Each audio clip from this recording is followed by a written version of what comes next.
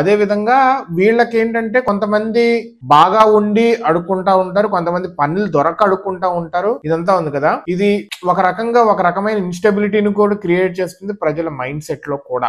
కొంతమంది పాజిటివ్ గా చూస్తారు, కొంతమంది న్యూసెన్స్ లో చూస్తారు. యూనో ఎందుకు అడుక్కుంటాం అనేది, పనులు పక్కా ఉన్నాయి, చాలా మంది ఒళ్ళు ఒంగక చేయరు. ఎందుకంటే నేనే చాలా మందికి అడుక్కునే వాళ్ళకి పనిలో పెడతాను మిమ్మల్ని, ఒక షాప్ లో లేకపోతే అంట్లు కడగటానికైనా గానీ, షాపుల్లో చాలా మందికి లైక్ హోటల్స్ లో అవసరం ఉంటది, లేకపోతే క్లీనర్ గా కింద ఇలా పెడితే చాలా మంది వెళ్ళరు అసలు. అండ్ చాలా మంది పిల్లల్ని కూడా లైక్ ఈ బెగ్గర్స్ మాఫియా ఒకటి ఉంది, ఏంటంటే పిల్లల్ని కిడ్నాప్ చేసేసి వాళ్ళ చేతులు ఎరగొట్టేసి కాళ్ళు ఎరగొట్టేసి అమ్మో అయ్యో అని చెప్పి పిల్లల్ని మనం జాలి చూపించిస్తాం కదా, పిల్లలు ఉంటాయి కనుక ఎండలో తిప్పుతారు వాళ్ళని. నిజంగానే అనిపిస్తుంది తల్లి ప్రేమే ఉంటే పిల్లోని కూడా వేసుకొని వస్తా అని. ఇంకొకటి ఏంటి, పిల్లోని దగ్గరే ఉంటే కనుక పిల్లోడికి తిండి దొరకదు కాబట్టి అంత ఎండలో తిప్పుతుందని. There are both angles. జాలి ఒకటి ఉంటది, ఒకటి కోపం కూడా ఉంటది, కేర్లెస్నెస్ కూడా ఉంటుంది వాళ్ళది. వాట్ ఎవర్ ఇట్ ఇస్ అంతా పక్కన పెట్టేస్తే కనుక గవర్నమెంట్ అనేది మంచి డెసిషన్ తీసుకుంటుంది. I really appreciate it.